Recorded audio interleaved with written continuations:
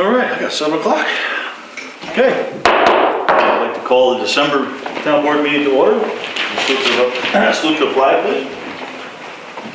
Pledge allegiance to the flag of the United States of America, to the republic for which it stands, one nation, under God, indivisible, with liberty and justice for all.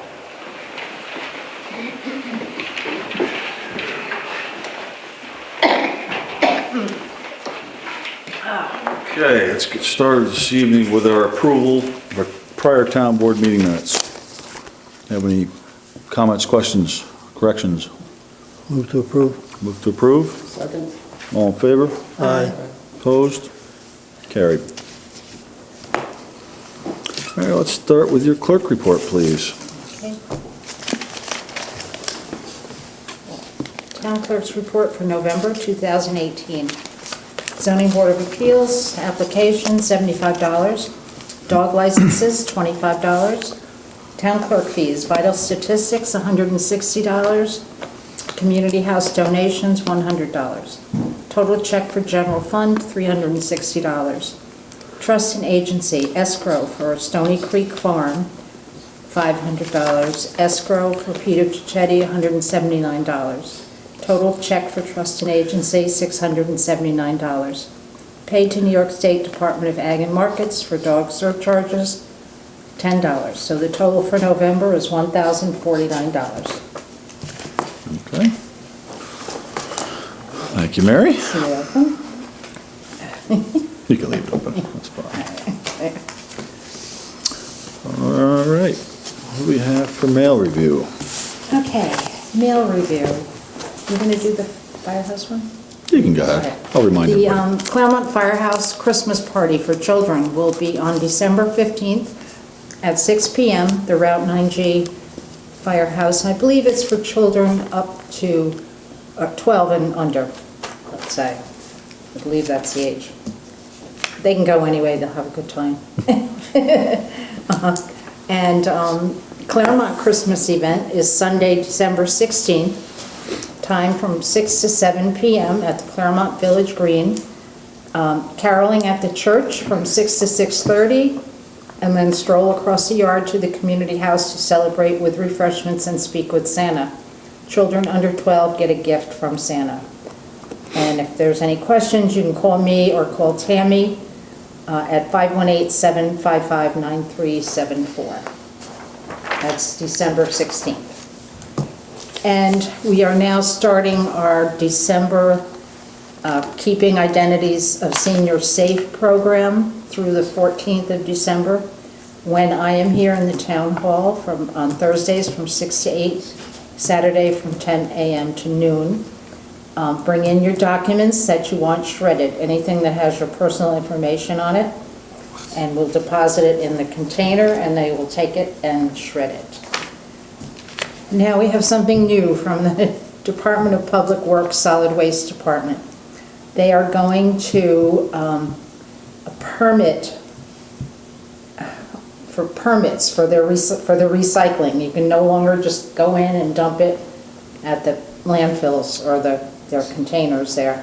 So they will provide 2 stickers per household. The permit fee structure is as follows. Residents of Columbia County, $50 per household. Residents over the age of 65, $35 per household. Out-of-county residents, $100 per household.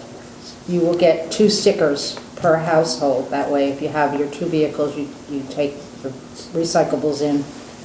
You know, you'll have one for either car. So 2 stickers for the one price? Yes. Yeah. Okay. And I will have the permits. They tell me I'll have them between December 10th and December 17th. I would go toward the 17th more, make sure that they get their permits in and that they have enough and they get them to me.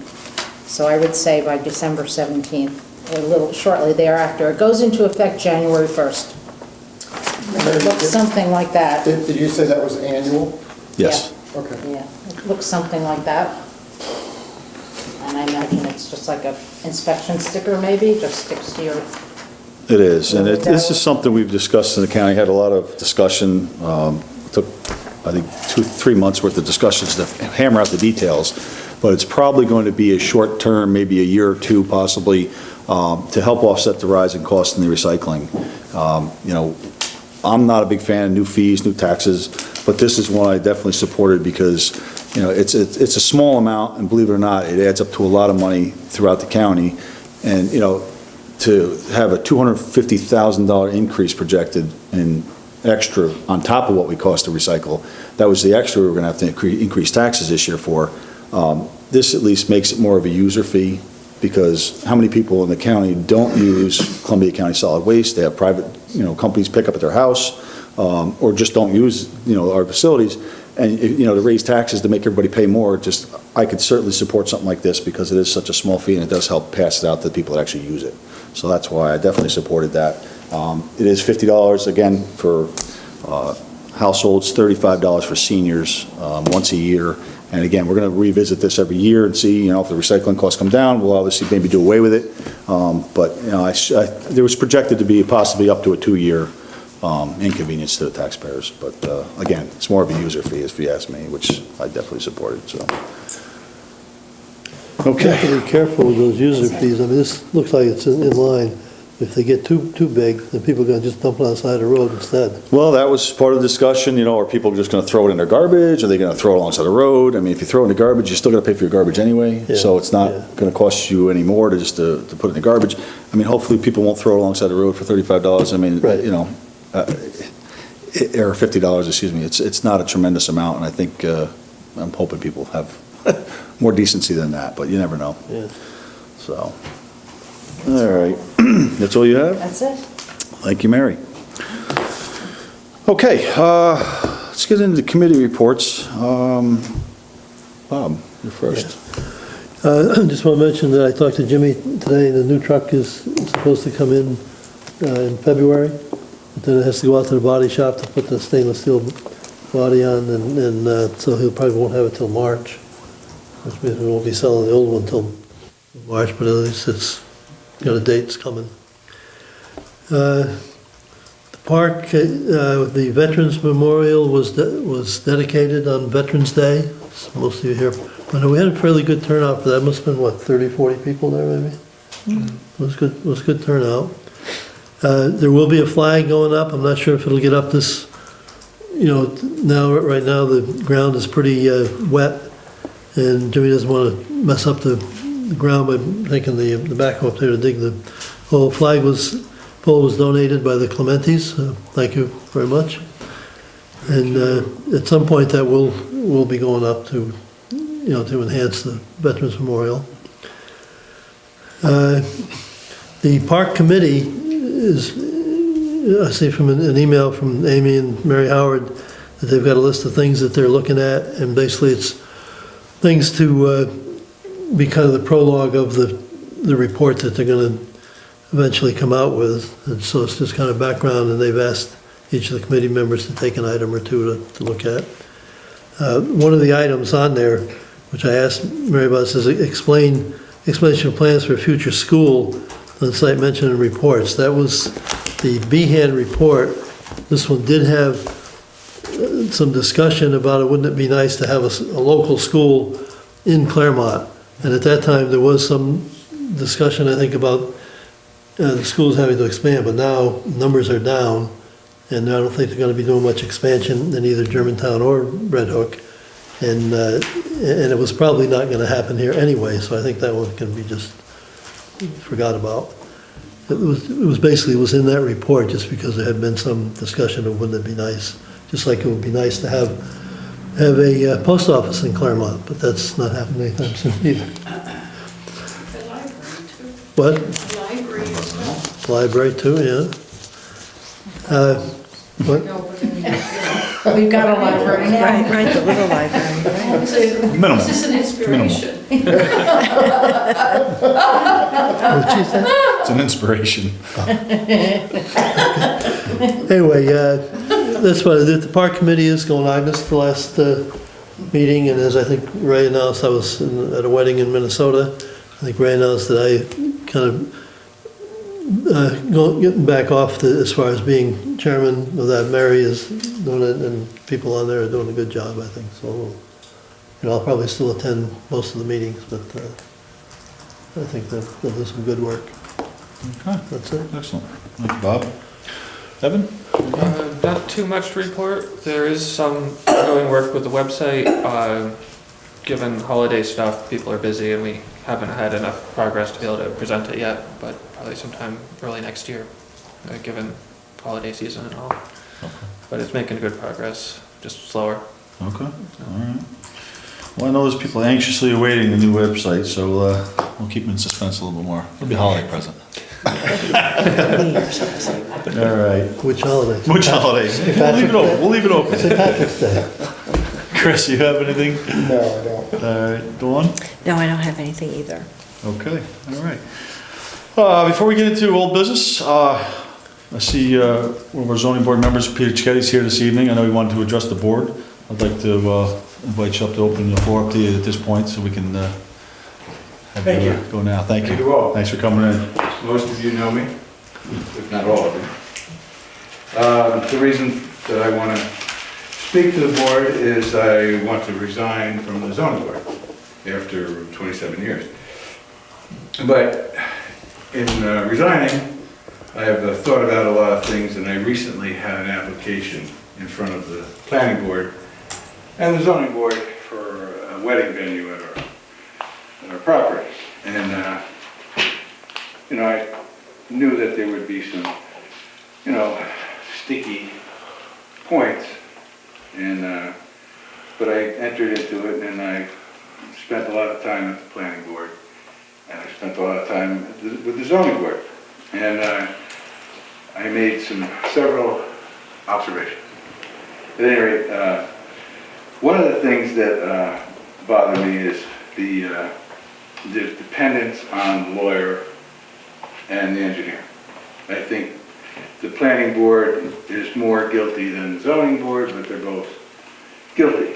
The reason why you have 5 people on this board, you have 5 people on the zoning board, you have 7 people on the planning board, and then you have a building inspector.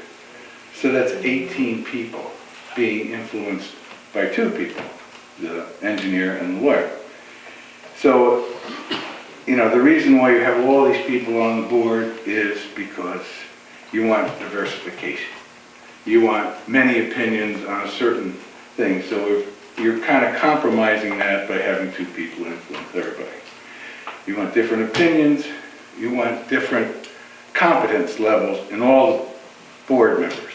So I've been on the zoning board for a long time, and I've seen a lot of people come, and I've seen a lot of people go. And there are some people I would have liked to have kept, and there are some people that I'm glad to see went. But at any rate, to me, it's a problem. And I think also in listening to the lawyer and the engineer and other consultants, the boards are not listening to the applicant. And the applicant should be listened to because they are taxpayers. So they have a right to be there, and they should be listened to. And there were 7 points in my application that were brought out by the engineer. I couldn't get past the first point. And so it was not necessary to talk about the rest of them, but the first point was about the septic system in the barn. And we had thought that we had applied for a design by my son, who's an engineer, applied for it. The Board of Health said, yeah, go ahead, install the system, which we did. And then that engineer left, and there was another engineer that came in, and that's when all the problems started. So anyway, needless to say, I've taken my application back. I've rescinded my application because I can see that it wasn't going to work out. But I learned a lot about how the town works, or how the town doesn't work. And one thing I would like to comment is the escrow. So we paid $3,000 plus the fee to the planning board fee and the zoning board fee. And the $3,000 was quickly spent with the lawyers and the engineer. And I did have a discussion with Bob about this prior to the application, saying, you know, I thought it was excessive and this, that, and the other thing.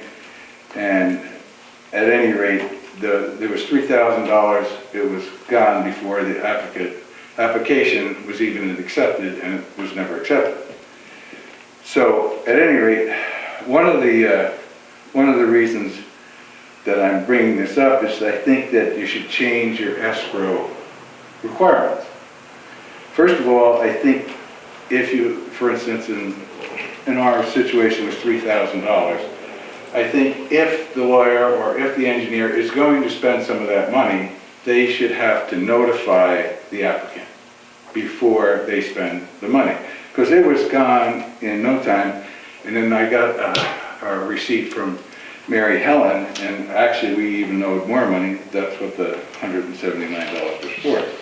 So anyway, I think that they should be bound to advise the applicant that they're spending their money. And I think that they had a little bit too much of a free hand, you know, when consultants take money from the escrow.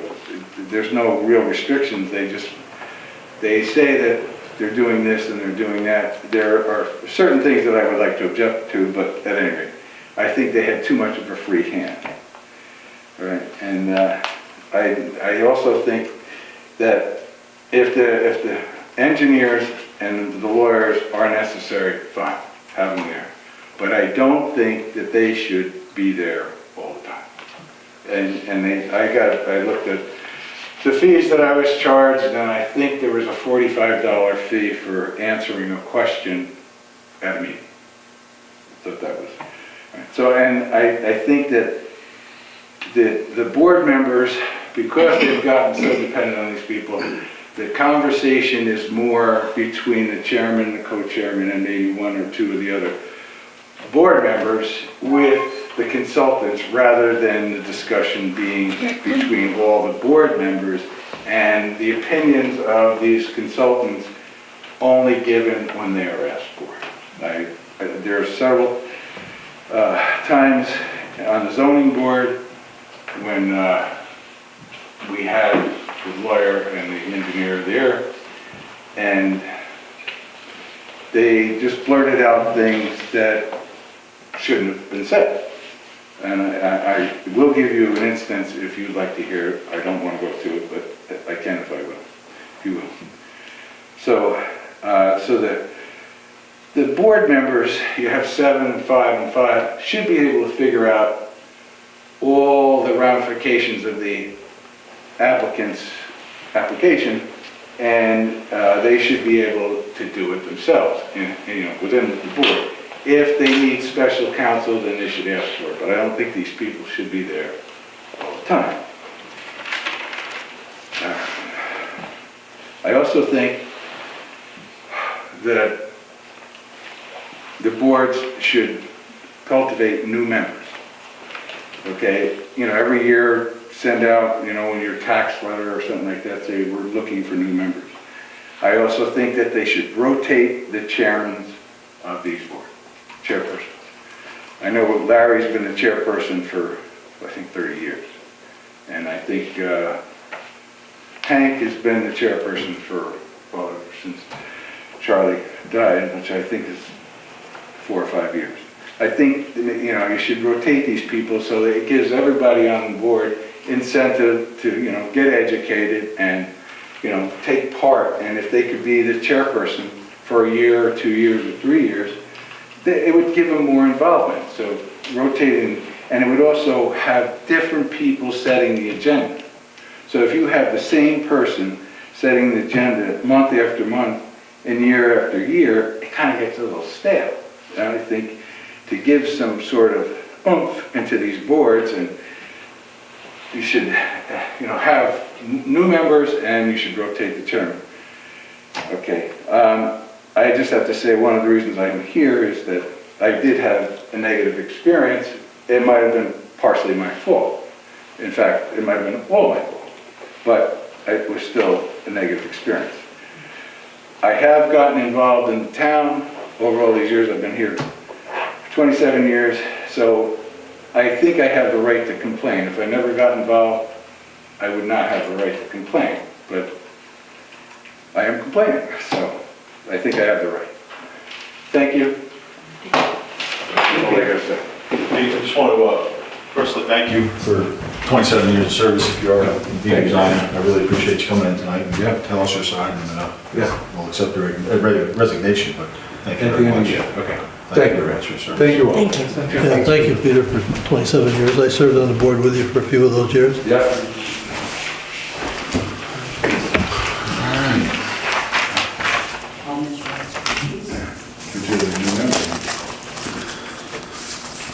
All right, move on to the agenda, to the old business. I have some updates, not a lot to update, but the hail damage we talked about last couple months, regards to the building in the back that we noticed more hail damage on. I have been in touch with the adjuster. They finally got in touch with me after I called our insurance agent and they got involved. They asked for pictures and an estimate. I did send pictures. We're still waiting for an estimate on the building. I will forward that as soon as we get it. I should have that any day now. And then they will decide if they need to come out and inspect it or what they're going to do with it, but then they'll consider how to move forward. And I also included that window on the back of the shed. I did see that all 3 glass panes were broke. So I will let everybody know probably at the year-end meeting. DEC, we just received another bill from them. I don't know if I mentioned this last month or not. They sent us a bill after we completed all the project for roughly $20,000 more that they say we owe. I've asked the attorney to look into this to see, to find out if we could justify the billing and see if it's something we are on the hook for. We just received another bill from them for another $2,923 in addition to that $20,000. So I forwarded this to Andy. I told him to put it together. Please look into all of it so we can address it once he gets a handle on and feels comfortable with all the information he reviewed. We are going to set up that conference call. We're still not in any rush to do it. I don't think it's going to happen before January. So he is reviewing this last bill. So we'll tackle that. I'll update everybody next month, but I don't think we're ready for that conference call until probably January, so we won't know anything until at least then. So Devereaux, I mentioned last month we received an application from Devereaux Foundation about another group home for the area. We discussed this as a board and decided to put in an objection, file an objection with the state to ask them for a review of this because of the amount of homes in Clermont. We do currently have 6 homes off the tax roll. Due to these homes, this will be number 7. And they're considering, it doesn't come into play, but they're considering it's almost a $500,000 house that will come off our tax roll. And we'd like to argue the fact of saturation. Please look at another town. Germantown has 1 home. I think Livingston has 1 or 2. All the surrounding towns, I don't know about Red Hook, I didn't get the numbers from them, but all the surrounding towns have 1 or 2 homes and we have 6. I mean, for a small town with a small tax base, I don't think it's fair that they continue to put homes in here because we're a convenient location for them, and to take more taxes, more homes off the tax roll. So we did file the objection. We have not heard back yet. Again, we have 45 days, so we probably won't hear anything. We may have an update by the end of the year, but I'll let everybody know as soon as we get information on that. A couple questions. Phyllis first. As a person who's worked with, over the years with many severe handicapping people, I am very much against having another group home in this community. I think we have done our share. I thought there were only like 3 or 4. We're a very small community. It's gone too far. And not only do you file an objection, but I think if necessary, a survey should go out to the community. We have no say. We have no say whatsoever. We could have 99% of the population say no more homes and they can still do what they want. Yeah, but I think we've done our share. I agree, and that's why we're challenging it, and we will push this as far as we can. But we will have a review and we'll have a hearing, so. Paul, you got a question? No, it was answered. I was wondering what kind of a home. Okay. I didn't know whether it was drug and alcohol or... No, I think it's for the mentally handicapped that are aging out of the foundation. They have to go, once they hit a certain age, they have to go out to a specific home or a separate home. They can't stay in the institution they're in. And where are they located right now? This one they're proposing is on Cemetery Road. We have, well, they're all over the town. We have one on Mill Road, which is over by Mary. I have one next to me on County Route 33. Pleasant Vale has one. 19, I believe, out, One on 19. 19 has another one. And I know I'm missing one or two, right? I don't know, but they're scattered throughout the Why do town. you think they're so attracted to The old Stenick place is Clermont or one. Summit Common is? It's convenient location, very convenient to have services in Catskill. They go to the bus through every day from Red Hook to Catskill. It's perfect route, but, 500 yards or a mile to the north, you're in Germantown. There's lots of properties up there that are available. That's what we're saying. Could you please take a look at, over the crown, over the town line to spread it out a little bit. Red Hook, and I know Red Hook has a fair share too, but, yeah, I mean, it certainly can go either direction. How many are in each home? I think they have five or six usually. I know that's what they're proposing in this one. I believe it's 6. Thank you. Yeah, a few years ago, there was a home, and we objected then, trying to use the same arguments. And at that point, my recollection is that we were told by the people that control it that they were going to let that one go, but they would look very seriously at any additional ones. Now, if I'm characterizing that right, you probably remember similar. Yes, that's how we were led to believe, so. So we're hoping that the saturation argument will stick this time. Yeah. One last question. Is it the Board of Trustees of Devereux that just makes that decision and sends it along, or? It's the state. I think they coordinate with the state. I believe they coordinate with the state when they do a review of a place that they would like to purchase, because the state, I believe, funds it, so. So there's, It's a state agency that makes the decision. I'm not sure exactly which. but I mean, as a state agent, like, there's no connection to Columbia County, to the supervisors, to anything? I mean, It does not pass through the county board of supervisors. They may be in contact with the board of mental health, but it does not come for any vote or approval or denial from the supervisors of the county. It's so uneven. I mean, It's a not. part of the health department, I think, isn't it? I'm not sure what their connection is. Mental health department, Yeah. anyway. Okay. There's something to investigate, so we eventually have a voice. Well, I mean, we're it's not certainly that we gonna. don't want it, it's just it needs. We'd like to be spread out a little bit, right. And again, I think we've done our fair share as far as, taking the tax burden, on Clermont for 6 of these homes. I don't think we should continue to take it when other towns aren't doing the same, so. So we will be pushing and fighting this as much as possible, so. Isn't there a lot of extra fire calls because of these things? Absolutely. That's one of the reasons our volunteer fire department has been called to a few of the homes several times, maybe a week several times, and yes, it is a burden on the volunteers as well, so that's one of the arguments we'll be presenting, yes. Thank you, Pete. Okay, so I'll let everybody know, as soon as we have any update on that. Like I said, we'll possibly have an answer in our next meeting. Another thing, we talked about this past month about the speeding issue on Buckwheat Road.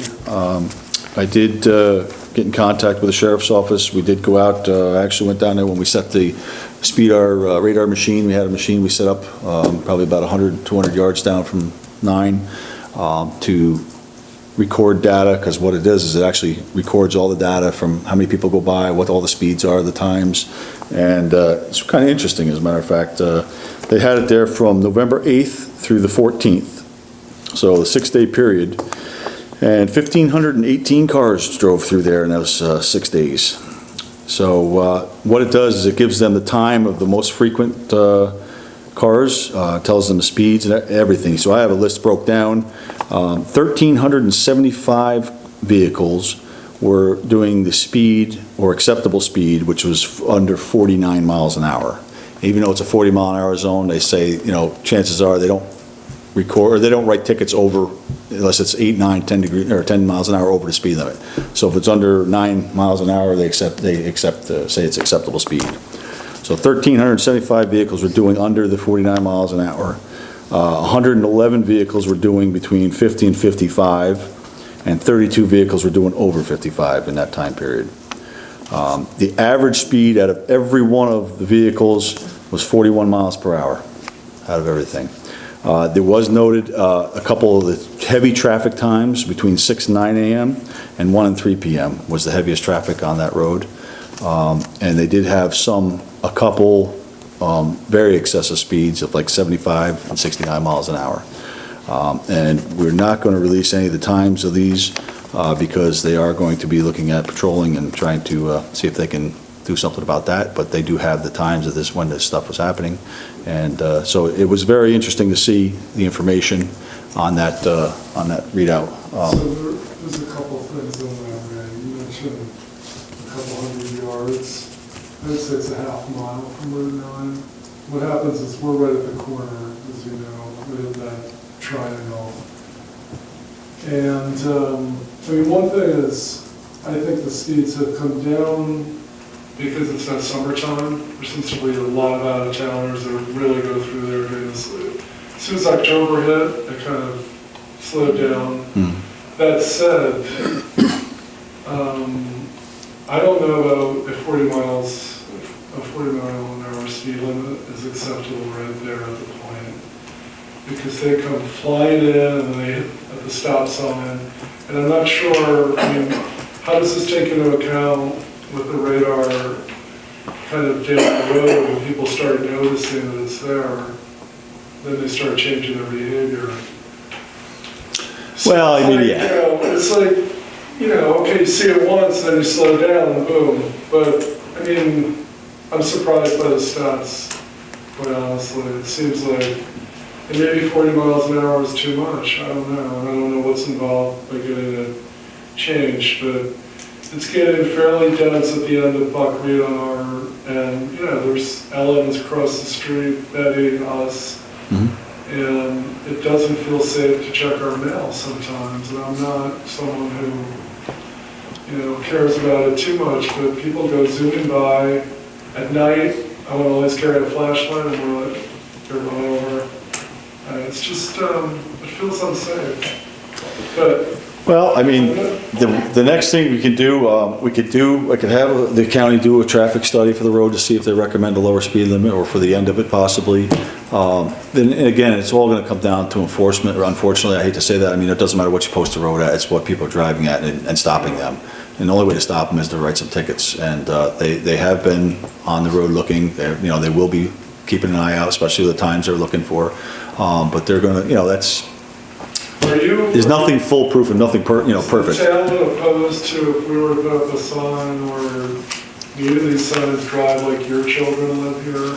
Types of, or, you know, just to get people, or maybe our own radar, which, you know, we can buy and. The radar sign, we don't really want to do, because, you know, you want one there, then 50 people want them all over. We don't want those all over. I mean, possibly, I don't really want it. possibly a caution sign or something, you know, slow down sign. I mean, that I'd have to look into. We can see what's available, you know, for the end. But I mean, coming to the end, people should be slowing down. They got to stop. You know, I mean, I don't understand why it's such an issue, you know, right on your corner, to tell you the truth. I mean, if you're up on the flats where we had the radar machine, I could see people doing 60, 70 miles an hour, but coming down where they got to stop there. I kind of feel like you're referring to people coming off of Route 9. No, because they coming toward. They have to slow down just because of the turn, otherwise they'll come right up on our property. No, it's the other. Coming it's- over. So it's coming from the opposite It's coming from the direction. opposite. Straight away. Yeah. Okay. But it does calm down after kind of the last week of September. It's amazing. I don't know whether it's out of town or there's less motorcycles, of course. Well, summer kids are back at school, everything, you know, it Maybe changes a little bit. Maybe we should run the test again in next June or July, or. Well, we could certainly put a sign up there again at multiple different times. We can have it policed more, you know, in the summertime. You know, we're really not trying to create headaches for you all. We're just trying to. Well, we want to be safe, Get you know, under obviously. control. And, you know, we don't want our family members to get hit, for sure. And, I feel like the sign's visibility is actually making people slow down, which makes it inaccurate data that's being collected. I mean, we see it, you're driving on a straight road and then you see the radar thing there and you're obviously going to slow down. You're not going to like zoom past it. It should be in some ways hidden, so it's going to actually be making a more accurate reading. Like for example, we don't mind if the radar detector is like right on our property, that's that empty lot right next to Ellen's townhouse. Mhm. I mean, that's literally where, the point where people start speeding up. As soon as they get past the curve, they zoom. And of course, this is, tapered down since the summer, but like as soon as a sign is visible, they're not going to, We're all like, guilty speeding. of that, right? Well, to some extent, I guess, yeah, but I understand what you're saying. I think at this point, the best thing we can do is maybe try to do that again when it comes to spring, summertime, and like I said, increase the patrols and see if we can write some tickets, but try to do something to keep on it. But, we'll do what we can, but again, the only way to really stop them is to get them caught. So if you maybe ask the sheriff to hide out on some of those lots, We can do that, absolutely. I'll probably be the first one to go. Well, that's happened before. That happened on Commons Road. Everyone call it You better talk nice to the sheriff, that's all. The residents on Commons Road were complaining at one point, so they started writing more tickets there, and it turned out most of the tickets went to residents of Commons Road. That's true, right? That was a couple of years ago, right? The other thing, Paul, you mentioned about signs. There have been some traffic studies that have shown, particularly if you put signs that, caution children playing, that actually causes more accidents than not. And the reason is because the children and their parents get a false sense of security. Right, Okay? okay. Now, there've been some studies that That's interesting. we had some, Yeah. those that we looked at one time. I know when I see that sign, it makes me feel really guilty, and I definitely see that. I know the county will not put them on county roads, but it is a town where we could consider that, but I would like to get their input from the sign, Well, sign some of department. it's private property, because as well, correct? Yeah. As long as it's, on your property, yes, or, Going into Tivoli, there's a speed sign, I think it's permanent, and it says, if you're going over the list, it says slow down, and when you get down to the right speed, it says thank you. You seen that? It's definitely a very interesting area. My brother was trained as a civil engineer, and a lot of the data on how to actually make people drive responsibly is very counterintuitive. Like if you just drop the speed limit sign, it has almost no effect on how fast people actually drive. Right. The more effective things are traffic shaping, like making the road so it's not so straight, but that's, really expensive compared to the other things we'd want to do. I mean, you all seem to be opposed to speed bumps, so we're willing to put in one and pay for it. Yeah. I think that might be a problem during the winter for plowing. Well, they could lift their plow for a while, I mean, there are many communities that really use that to grade. We need like one, and it helps a lot, just, the plow can lift it up, I'm just thinking as you're talking, they also have it's not really a speed bump, it's actually more of a ditch type thing with cobblestone in it. And if you hit it if you just drive over it normally, it's actually fine. And if you hit it too fast, you won't like it. No. But I have seen those where, in smaller communities where they have like a development, they put those in. But then I think I've also heard the problem of noise. When your tires go over, it's like a cobblestone. It's like in the middle of the road when you drive up Route 9, the rumble strip. We've done a fair amount of research, and also the downside to that is emissions. So you get cars and trucks to slow down, and then they rev up and all that. So, I mean, I think if something was done in more of the farm, once you get about a half a mile out Buckley, that area where it's just farms, that's where they really take off, the motorcycles, especially in the warmer months. Right. And then closer to where we are, I know there's a way to make it better. We just have to, we should monitor it and see. Yeah, we're gonna, it's gonna be a battle. I mean, it's not, we'll have to continually work on it, see what we can do to help you out, and see if we can keep the traffic, speed down. I know Ellen feels the same way about it for sure, especially in the summer. It's almost intolerable. It's really bad in the summer. So, let's see. All right, well, we'll certainly try to do what we can in the spring. If you notice an increased amount between now and then, let me know if something's going on, but we'll try to do what we can when it gets a little nicer and people start picking up. Catches too. Yes, hopefully he'll catch these guys doing 75 Is miles that an the hour. troopers or? This is the Columbia County Sheriff. Columbia Sheriff's. Because I know I've seen New York State. You may see both, because they put the word out whenever somebody's in the area, please take a look, and so you'll see an increased presence, I'm sure. Thank you. You're welcome. Ray, on County Route 6, as they come around the curve, the last curve, they actually are very fast often, like 50, well, maybe your sister knows, but anyway, they're very fast, and also trucks at high speed, and there are kids there. It's a county route, and what are we going to do? Who should we contact? Well, unfortunately, the county has to make that call. I can ask them to review it and take a look, and so they could, then they have their own sign department to come out and do a study, and they can put signs up on the county road. I can't do anything. If you actually gave me something in writing, that would give me something to pass along, but yeah, I can present it to them on the committee, so I could certainly bring it to their attention and have them take a look It's at just it. dangerous because they're like 2-year-olds. Yeah, because they do have different signs they can put up on county roads that they're allowed to use, so, something like that maybe they could put in.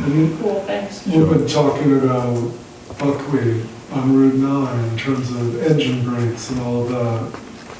What is what's the possibility around that? Some truckers don't use engine brakes at all. Others really hit it hard. That's gonna be a state road, that's a whole different animal. Now you gotta appeal to the state for a study to see if it's a congested area where they, put up a no braking sign or something. I could ask to see about that, that's probably really gonna be difficult. Well, I'll just be honest, it's gonna be a We're trying year. with our property to create sound mitigation ourselves. To help with that? Through our development, but, it's also, just putting it out there. Yeah. You're right on the turn, so I can imagine any trucker is gonna slow down, and if they have their engine brake Actually, on. most of it, I would say 2 out of 10. They don't, Okay. if you're driving. If they're doing a sensible speed limit, they don't. You don't need, you're right, you don't need it if you're driving. I think a lot of them, when they're on the highway, they don't use it. It's more when they're in, Stop and go. yeah, Hills. or like through, I'm thinking more throughway, where this is more, they don't need to slow down, but there's not a lot of traffic lights and hills, and it's kind of flat and. Right. Yeah, to be honest, I think you really have a hard time getting them to recognize that as an area to put up a no brake, engine brake sign, just because of where it is, I mean, it's certainly something I could ask the county to look into, and they could look at it too, but it's gonna be a state decision on that one. I have seen signs on the highway. I just don't remember where I've seen them, so Okay, well, I have seen them. It's not like I they don't have do it at two all. other, By the bridge, yep, Where? Rip Van Winkle coming this way. Oh, is it really? Yep. Okay. Yeah, because the houses over on the other side, and I mean, it just depends on how, this is a really special community, and in general, it's quiet. But in the middle of the night, you get a major 18-wheeler coming down the road.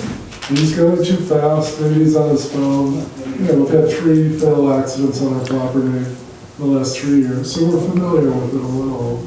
Yep. And, if they just kind of slow down and be respectful of everyone else, we don't need to hear the engine thing. I want to hear the story. right. So let's see. All right, Thanks for listening. very good, no problem. Okay, move on to new business, mortgage.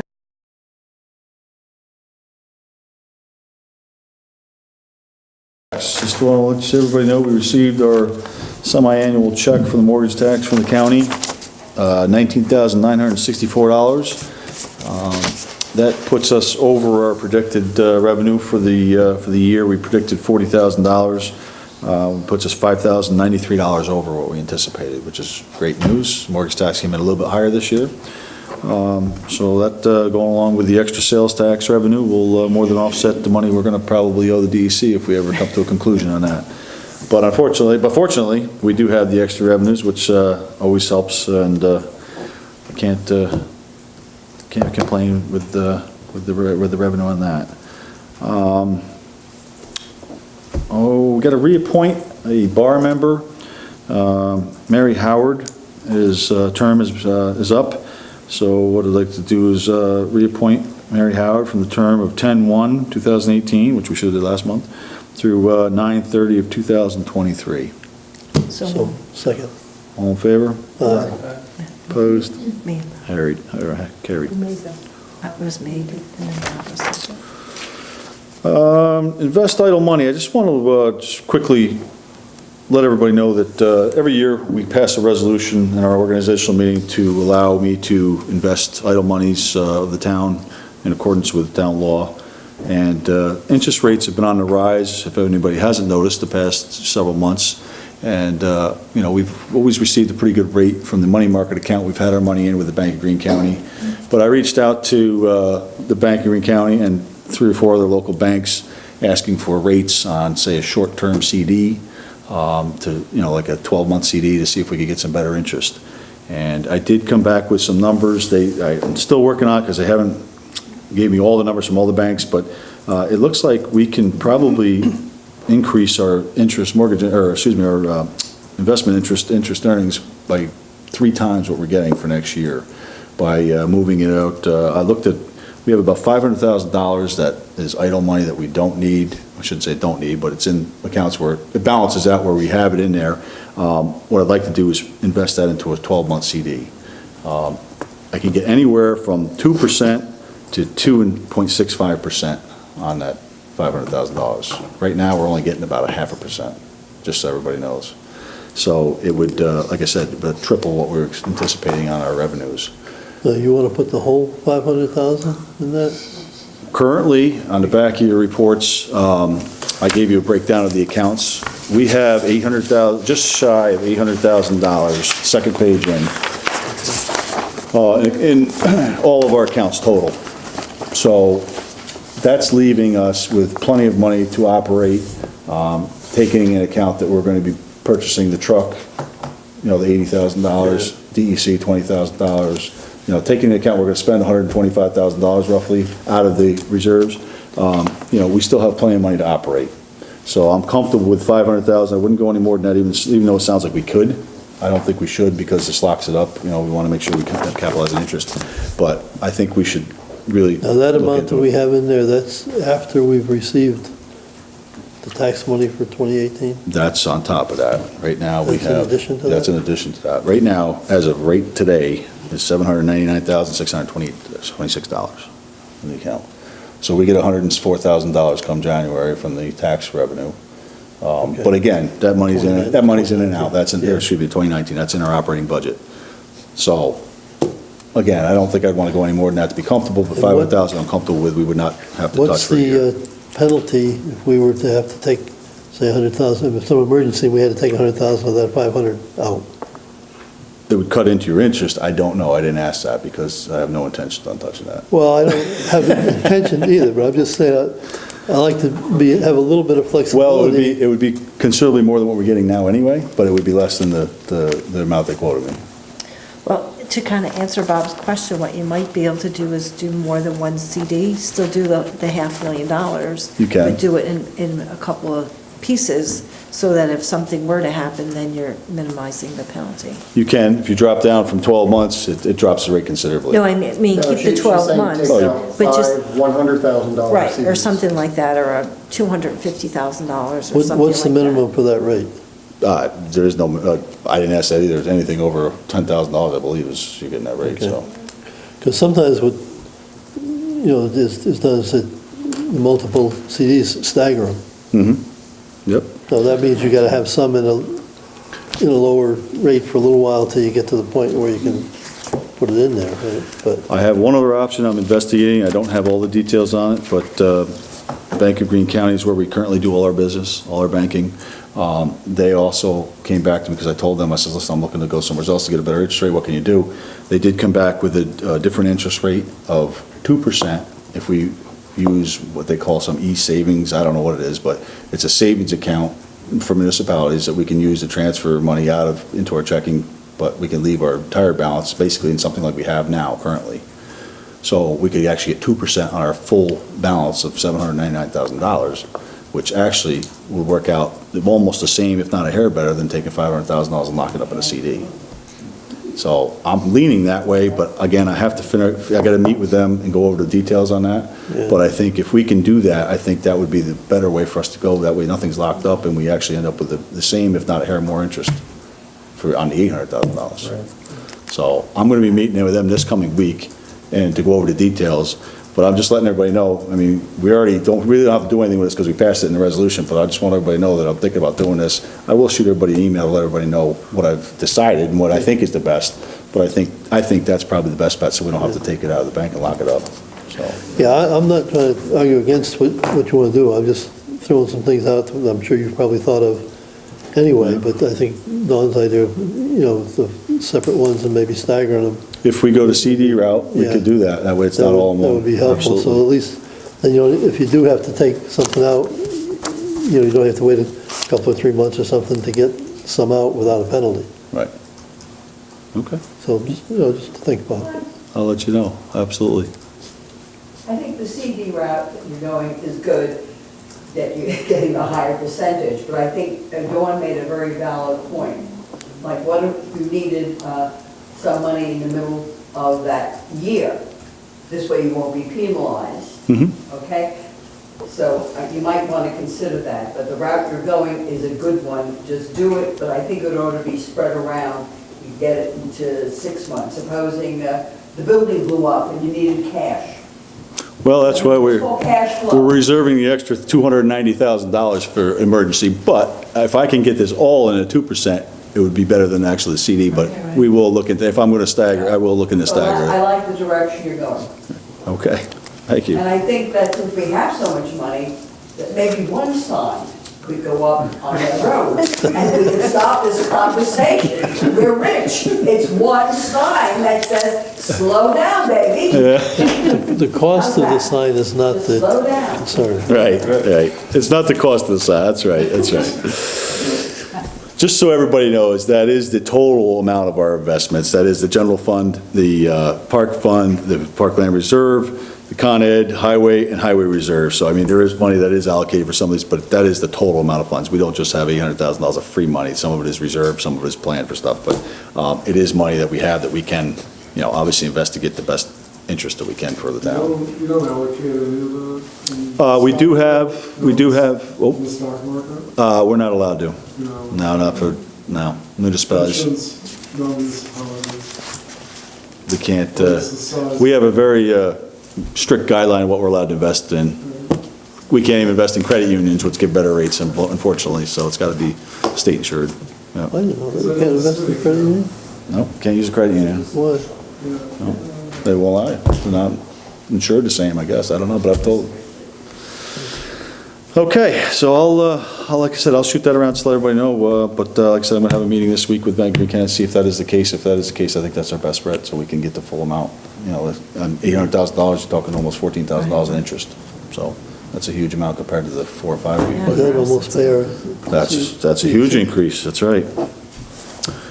Okay, year-end meeting, we have to set a date for our year-end meeting. I don't know, I didn't even think about that yet, but I don't like to wait till the very last minute because the fact of we have inclement weather, it makes it difficult, so, boy, falls in the middle of the month. Christmas is on 25th. We probably should do it on, you don't want to do it on Thursday night because they're opening. So I hate to say it, but Friday night? I hate to do Friday nights. We're saying the 28th? 28th? 28th? And if we have a problem, we're going to have to push it off to December 31st, New Year's Eve. That's not good. So That's not good. I almost would like to do it on 27th, even though it's a Thursday night. That's fine with me. What do you think? Well, we held office hours, so, The 21st. you wanna do it that early? We won't have many bills, but maybe by then. I mean, it's, Then we're meeting, what, January? What about the 26th? the day after Christmas? Yeah, Stevens Day. I mean, it's still, last full week. Anybody have any objections to the 26th? I'd rather do it then to give us an extra day or two in case we have a problem, because if it's a snowstorm or, blizzard or something, It shouldn't be a long meeting anyway. it shouldn't be a long That's how meeting. I was It's thinking. quick. I'd rather do it earlier than All right. Friday night. So it's Chris called it the 26th, 12, at what time? 7 PM?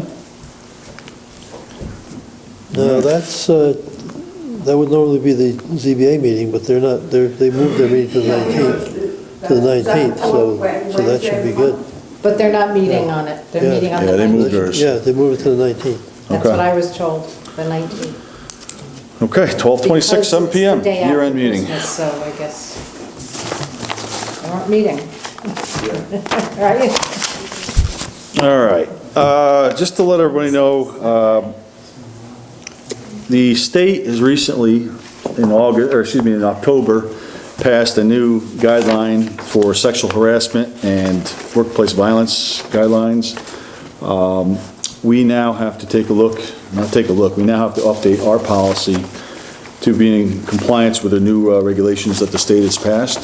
Even though we just did this, I think this past year, or last year, we do have to adopt the new guidelines. I've heard mixed opinions on when it had to be done, but I have a letter right here from the NYMER, which is our insurance agent, NYMER Risk Management Bulletin, saying that it was adopted by the state in October 9th, and the training is required of all new legislation requirements. Documents indicate that the required training to be accomplished by October of 2019, and then annually after. So what that means is we have to take a look at our policy. The county has a boilerplate policy on both of these that other towns already have adopted or are adopting.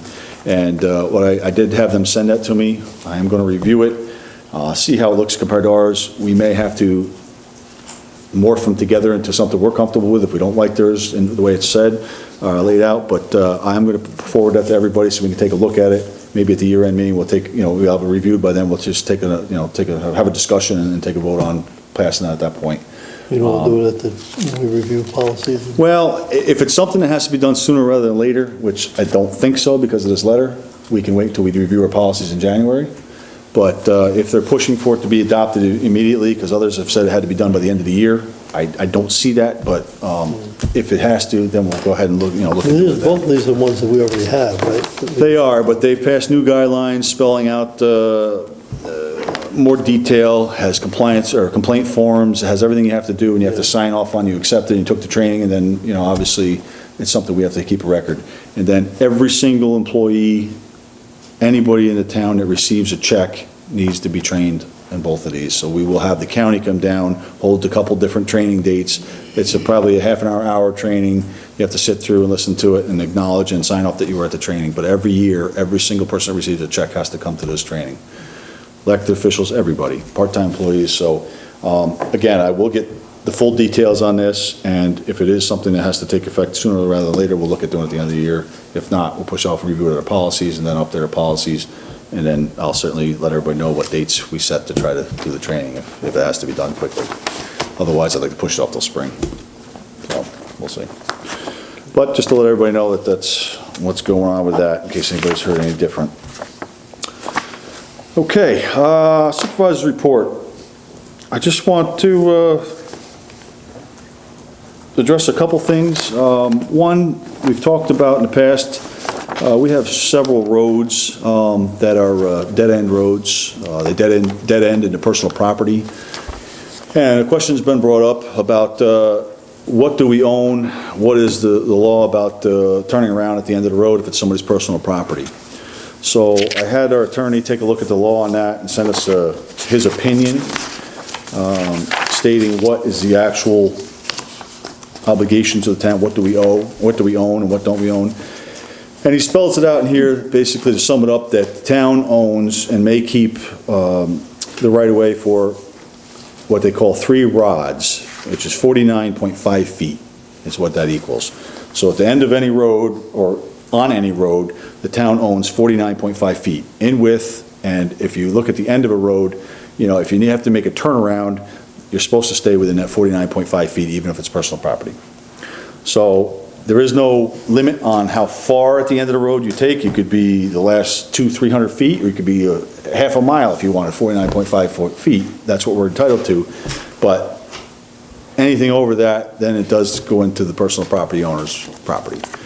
So what we wanted was a legal description of what we own, what we're entitled to. This is what we have. I know that there's been an instance on one road. We're going to have a discussion with the individual that brought that to our attention, but I don't think at this point you know, we're gonna do anything about that, but I just wanna have a legal opinion what we, you know, so we knew what was going on, what we owned. So if it does come up again, we at least have that to go by. Just want to let everybody know that that is where we're at with that.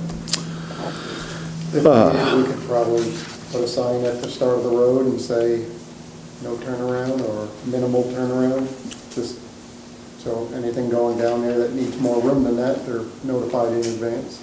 Yeah, and if it comes to be an issue, we could create a little turnaround, hammerhead they call it, which is, you know, something you can just back into and turn around within that 49.5 feet, even though it may look like it's on somebody's property, we're allowed to do that. So if it comes to that on some of these roads, we may have to do that, but, Now, if you need more than 49 feet for a hammerhead turnaround, you might be able to get the homeowner to give you a little bit more in an area that would be, you know, agreeable to him, as opposed to taking the whole 49 feet in an area that's not agreeable to him. this is correct. This is correct. That's an option. This is an option if we go that route. There's different ways to word things, you're Well, right. there's one road, as you said, that has been a problem, and Right. So it's just more or less an update on that. The planning board requested that we take a look at introducing the subdivision. What did they ask for? The subdivision. Lot line adjustment. Lot line adjustment. I did ask Andy to prepare that. He is taking a look at other towns, see what they have on the books for the lot line adjustment law. He is going to put it together and he's going to present it to the planning board so they can take a look at it first, because they're the ones that really have to deal with this. And then if they approve of it, then he's going to bring it to us so we can take a look and adopt it. So I said, that's great. Take it to them first, and I don't have a problem with that. Yeah. So that is in the works. He'll be taking care of that probably the next planning board meeting, which will be next week. Yeah, you know, historically, the lot line adjustments have been treated differently than a real minor subdivision. Okay, but recently, again, this is one thing, I'm not complaining about the lawyers, but as Peter mentioned, Matt did mention that you know, we don't have that specified. Mhm. So it does go under the subdivision law. I think what they're looking for is just to be able to treat it like they've treated it for years, but legally. Legally, that's right, Yeah. that's right, yep.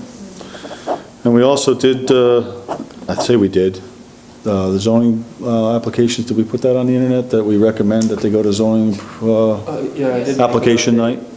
So we did put that, again, as a recommendation, not as a requirement, but to recommend that they go to the application night. So those two things have been addressed and are being taken care of. Other than that, I just would like to thank, first and foremost, the person I forgot last month. I'm gonna do this again because of donations for the park. I really appreciate everybody that helps us out. Mary Shannon and her husband for the $500 donation. I forgot her last time when I mentioned the names. To run through them again, Finger Insurance, $1,000 donation. Freeman Howard, $500 donation. Southern Columbia Little League, Soccer League, $1,000 donation. And Morris Associates with $1,000 donation. That all equal $4,000. Mary Howard and her husband, $4,000 donation. So that was $8,000 received in the past month, 2 months. And I also want to make sure, thank Mr. and Mrs. Clemente for the flagpole and the flag donation as well. Thank you very much. So, you know, without a lot of effort, you know, just making some calls, the word goes around. I mean, we haven't really pushed for a big fundraiser or anything, but we certainly have received support all along, you know, and we're accomplishing a lot with a little bit of donations we're doing and the drive we're pushing for. But, you know, I would just want to thank everybody that donates, because it certainly goes a long way and helps keep taxpayers' dollars down. So it keeps us from having to charge taxpayers to do this. So it's can't say enough is to thank everybody. The highway department for maintaining everything, and, you know, I can't leave out the election workers. This past election, we're here all day long again for election. Hard, long day, long hours. I'd like to thank all of them for putting in their time, obviously, to help out. And I know it was a busy election, very busy. I think that's the most people I've heard voting here. It was amazing. So, and I also want to thank the Village Green for putting on the election day dinner, the volunteers that helped out the Village Green, and again for the holiday party coming up, which you know, was always a great time. So that's going to be Sunday, Sunday here, 12/16, 6 to 7 p.m. I had it mixed up with the other one. 6 to 7 p.m. Please bring your kids, come on out, enjoy us for an hour, sing some Christmas carols, let the kids go see Santa. They always have a great time with that, and I hope everybody can join us again. And also, the Clermont Firehouse has happened the day before Saturday night. They also have Santa over there, and I know they usually put on either a magic show or a clown or something. The kids really enjoy that too, from 6 o'clock. That starts at 6 o'clock. Did you say a magic show? I believe so. Sometimes they have a clown, sometimes they do magic, or they do both. So, Maybe I could ask them to do a few little magic tricks. there you go. Go see them Saturday night. You're probably too big for for a gift, but you can you can join them. Other than that, I don't have a lot to talk about in the county. We talked about the recycling. The county budget's coming up for review, not review, we're actually having a budget meeting, but they've pretty much decided on what the county budget's gonna be. There's gonna be a budget hearing next Wednesday night. It looks like the county budget's going up 1.7 or 1.8%. I don't know if they finalized the percentage. And again, this year, and again, I'm probably going to be, I will be objecting, but I may be the only one again objecting to this. Because, I have a very hard time. Let's see, I am the most senior member of the County Board of Supervisors at this point. I have 23 supervisors, I'm sitting the longest on, everybody else has changed hands. So I've seen the past 10, 11 budgets, and I was there back when we had a cash balance of $4 million, which is pretty low for a $150 million budget. But we got by, we paid the bills. Yes, it wasn't easy, but at that time, we had Pine Haven, which was a draw on the revenues because we constantly were loaning them money because they were losing money. And in the past 10 years, we went from $4 million to $11 million in the bank of cash, free cash. Now, we've got rid of Pine Haven, which no longer draws on our revenues. The sales tax revenues went from $26 million to $33 million, so we've had a huge increase in tax revenue. And we've built our fund balance up. And every year, I voted against the budget the past, I think, 3 years, because every year they continue to add whatever they're allowed to under the cap to keep increasing the tax dollars. I have a very hard time doing that because to me, all you're doing is adding a tax burden to put money in the bank. Every year, they raised taxes last year, they put over $1 million in the bank. They're raising taxes this year, they're gonna put over $1 million in the bank again. There's no reason, I don't mind building a cash balance reserve if you stop raising taxes and let it do itself and accumulate. But to keep compounding by adding more tax burden to increase your bank balance is not for me. It doesn't sit well with me, I've never done that, I would never do that. And that is the reason why I will be objecting with a very similar conversation as to this, and certainly voting against the budget again this year. So hopefully I can convince some other supervisors to open their eyes and look at this, but I don't know. But again, I'll at least be one voice voting against it. It would seem with the sales tax going up, that allowed you to increase the budget without increasing taxes. You would think so. You would think It certainly so. works here. Again, spending has not been reduced, but, jobs have not been, capped off or reduced by attrition. I'm not saying lay people off, but stop filling positions when we have vacancies. Nothing has been done to reduce the spending. I'm not gonna say nothing. I mean, there is work that's been done, but there's been very little effort to reduce the spending. I wish they put more effort into reducing the budget as they do, to making more money, raising more money. But that being said, I'm not happy with the budget and I'll vote against it. So I'll let everybody know how it turns out, or you'll probably read it in the paper before I have another meeting, so. What do you think the chances are that it will pass? Oh, it'll pass. Yeah, every year it's 22-1. So I'm hoping at least get a couple more people so I don't be the only one up there objecting. But, I don't see how people in good conscience can continue to raise just to put money in the bank. That's just not feasible to me. I mean, we actually set limits. The treasurer said that he felt, and we actually adopted this, a safe limit would be from between $10 million and $19 million of cash, free cash. So we've made it to just shy of 11 million. So if we're in, the low end of the safe zone, let it do its own by building. Why do you have to keep compounding more tax dollars? That's my outlook on it. But again, I'm one of the only people that feel that way, I guess, so.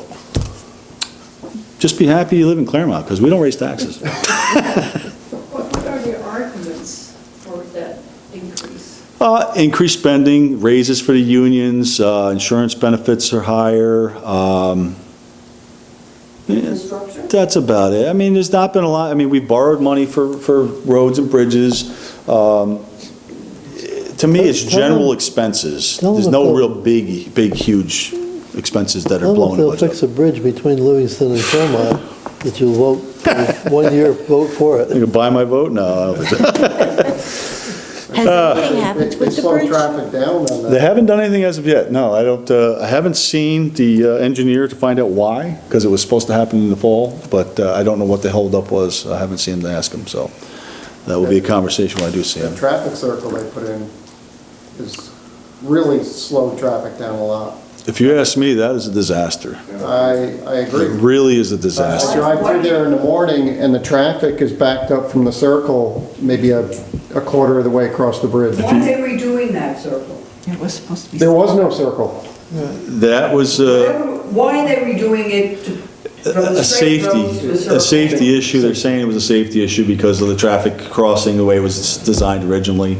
It has slowed down traffic tremendously. If you come from Hudson, which I come from a lot of meetings from Hudson, you know, a lot of times it's backed all the way up to where you come out by Stewart's. You can't even, you're waiting, crawl traffic to get through that circle. That's because a lot of people don't know how to use it. It's new, so I'm hoping that's slowing down a little bit. They still working on We it? love it. They're still doing work on it. I actually wish the diameter was a little bigger. Yeah, it's so much. I think that's my biggest It feels so complaint. much safer now.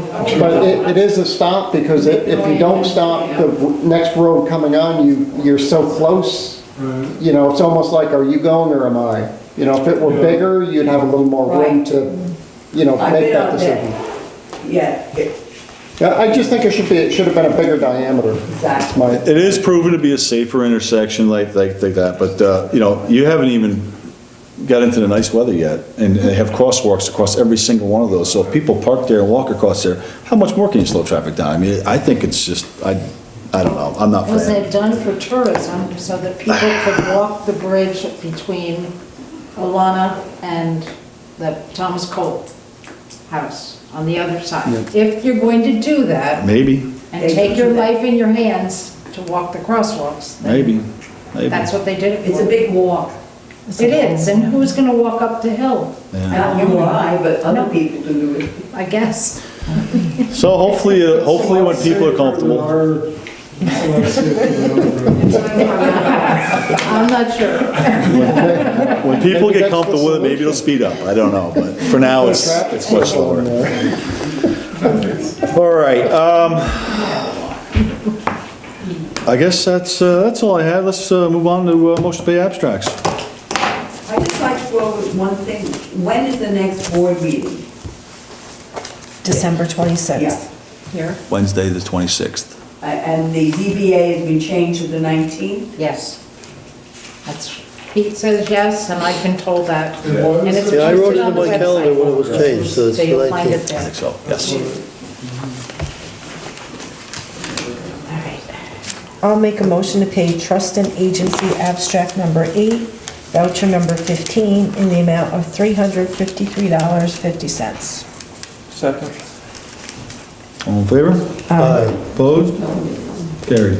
Move to pay general abstract number 12, vouchers number 308 to 341, in the amount of $21,120.24. Second. All in favor? Opposed? Carried. Make a motion, we pay highway abstract number 12, Thank you. vouchers 114 through 123, in the amount of $18,576.37. Second. All in favor? Aye. Opposed? Carried. Okay, move on to public comments, communications to the board. Do you have any public comments? Just a question, since I don't know what those things are, $18,000 and $21,000, what were they? These are abstract numbers. For the highway department? That was the highway All department. right, and the other, The other one was, the one Bob read was general. You want to the know big- what? the big numbers. The big, what are oh, those big items? I'm The big just items were curious. the. Well, there's 3 pages of purchases, so you wanna know? no, what the big item was retirement. Near- Retirement retirement payment was the in big there. one. Okay, all right. And that was, it gets split between the general and the highway. And we prepay 2019, is that correct? We're In paying order right to- now, 2019, yes. In order to get a discount. Yeah, just so you know, the highways was 14, did she tell you the amount? I didn't pay attention. $14,339 and roughly $8,000 coming out of the general, so that bumps the numbers up quite high. 10,000. That's our once a year, $10,000. 10,383. There you go. Total of $24,000. Yeah, that's what makes it so high.